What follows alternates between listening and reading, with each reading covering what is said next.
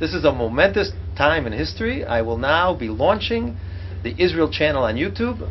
I will be pressing the button, making the channel visible.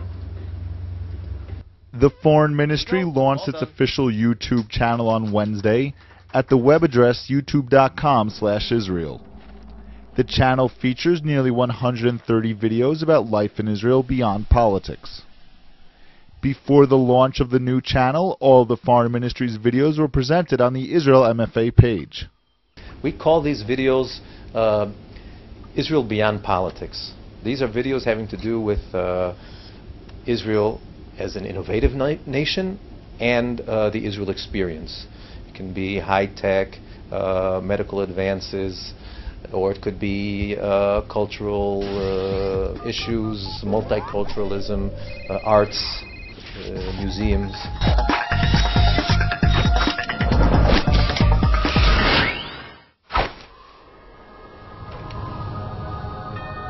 The launch of the Israel YouTube account comes a month after the Foreign Ministry paid a Spanish man $3,000 to release the rights to the @Israel Twitter page. Chaim Shacham, who is the director of the Foreign Ministry's Information and Internet Department, has been the one working to obtain the rights to the Israel user on the top social media sites Twitter, Facebook, and YouTube. He wants to use social media to present Israel in a manner beyond the day-to-day news, and also to engage in discussions of topical issues like the Gaza flotilla or the peace talks with the Palestinians. Our engagement is very important in the social media. It's what the social media affords us that we don't have on regular websites.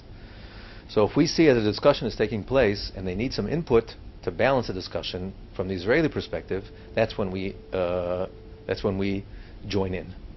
The Foreign Ministry aggressively engages in discussion with other users on Twitter. The Israel user follows 2,500 other Twitter users who they think have relevant contributions to conversations about Israel. The whole world knows about and they even directly respond to people who tweet about Israel. For example, after a woman from Atlanta, Georgia wrote a tweet about the peace talks, the Israel Twitter responded directly to the woman saying, "Israel does want peace and is willing to compromise." The responses come from a long list of already constructed Twitter statements, which were carefully written in accordance to the government's policy. Constantly keeping an ear to the ground and seeing what people are talking about on Twitter, and entering into that conversation in order to make sure that the Israeli viewpoint in that conversation, such as the Gaza flotilla, is being heard. The Foreign Ministry's aggressive strategy on Twitter differs greatly from the Prime Minister's account, Israeli PM. Israeli PM does not follow any other users and does not directly respond to any relevant tweets.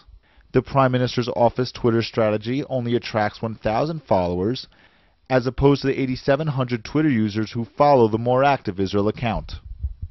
With the launch of the YouTube channel, the Foreign Ministry has decided to use its previous YouTube and Twitter accounts, called Israel MFA, to address all the news topics not being mentioned by their Israel user. We found it necessary, however, to try to divide between the flagship channel, which just provides information, and the channel that does engagement, because we're doing so much engagement that we were causing a little bit too much noise for the people who are casual Israel followers. So the Israel channel is now the flagship channel. It'll have like 5 or 6 tweets a day on particular landmark events of that day. And the Israel MFA channel will be doing the engagement and have and the nitty-gritty for the Israel and Middle East news junkies.